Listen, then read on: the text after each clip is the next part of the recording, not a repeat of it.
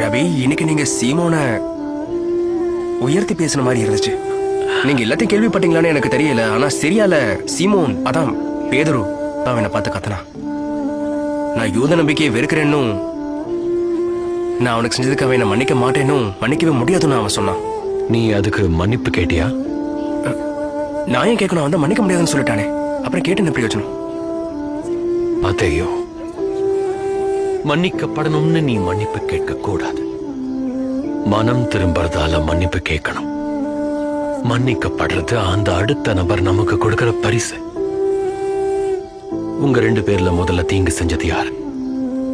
அவனை ரோம்கிட்ட ஒப்படைக்கிறதுக்கு சில மணி நேரம் தான் இருந்துச்சு.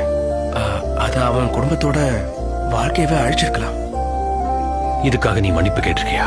அவன்கிட்ட மன்னிப்பு கேட்ட வாக்குவாதத்துல தான் போய் முடியும். நீ என்ன செய்யணும்னு உனக்கு தெரியும். காலை வணக்கம். மன்னிச்சிரு. காலை வணக்கம்னு சொன்னேன். இல்ல, அது கேட்டுச்சு. நான் உனக்கு பண்ணதுக்கு மன்னிப்பு கேட்டுக்கிறேன். இப்ப 1 வருஷத்துக்கு மேல ஆயிடுச்சு. உன்னோட வரிக்கடனால ஏற்பட்ட உன்னோட அவலத்துல எனக்கும் பங்கு இருக்கு. நான் வந்ததே வருந்துறேன்னு சொல்றதுக்காக தான். மன்னிப்பு தான் நீ எனக்கு கொடுக்கக்கூடிய பரிசு. பேது,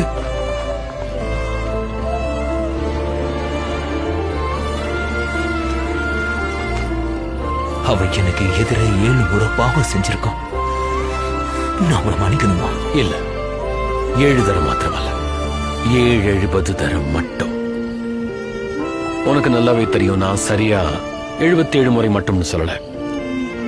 70 முறை. அது நிறைவை தாண்டி ஒரு நிறைவு, முடிவில்லாத எல்லையற்ற ஒருவித மன்னிப்பு.